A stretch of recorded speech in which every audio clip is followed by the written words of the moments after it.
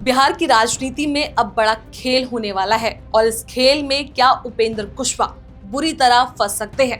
यही सवाल इस वक्त हर राजनीतिक चर्चा में सुनाई दे रहा है। वजह है राज्यसभा चुनाव को लेकर तेजी से बदलते समीकरण। एक तरफ एनडीए खेमे के उम्मीदवार उपेंद्र कुशवाहा है, तो दूसरी तरफ महागठबंधन की तरफ से मैदान में उतरे हैं अमरिंदरधारी सिंह। लेकिन इस मुकाबले में एक नया मोड़ आ गया है, क्योंकि खबर है कि ओवैसी की पार्टी यानी AIMIM महागठबंधन को समर्थन देने के करीब पहुंच गई है।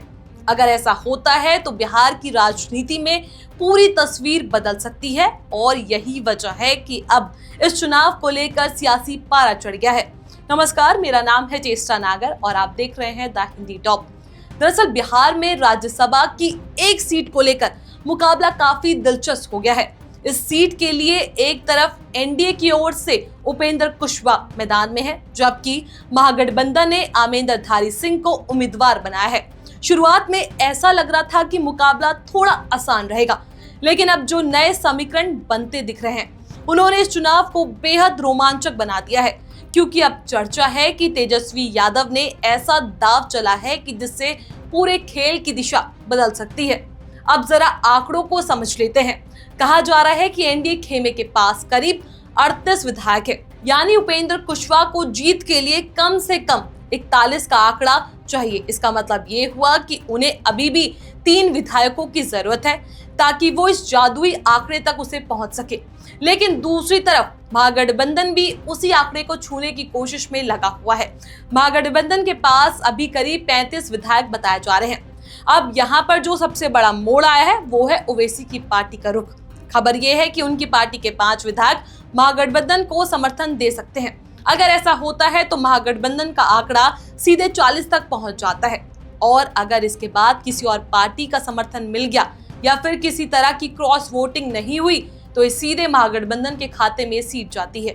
यही वजह है कि अब यहाँ कहा जा रहा है कि उपेंद्र कुशवाहा के लिए ये मुकाबला आसान नहीं रहने वाला, क्योंकि महागठबंधन पूरी ताकत के साथ इस सीट को जीतने की कोशिश में लगी हुई है।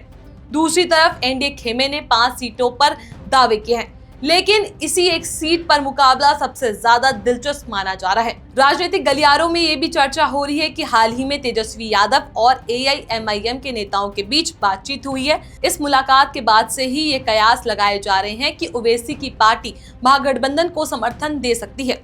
यही नहीं, खबर ये भी है कि जल्दी एक इफ्तार कार्यक्रम में तेजस्वी यादव भी शामिल हो सकते हैं, जिसे AIMIM की तरफ से आयोजित किया जा रहा है।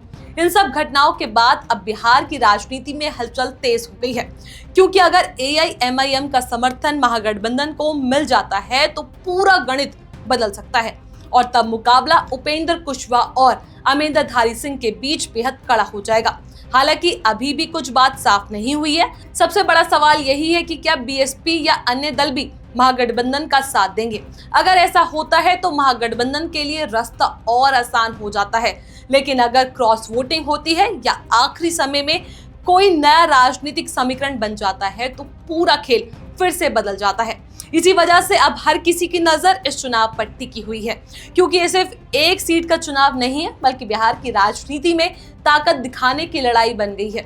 एक तरफ एनडीए अपनी स्थिति मजबूत दिखाना चाहती है, वहीं दूसरी तरफ महागठबंधन ये साबित करना चाहता है कि वो मजबूत है और किसी भी मुकाबले में पीछे नहीं है।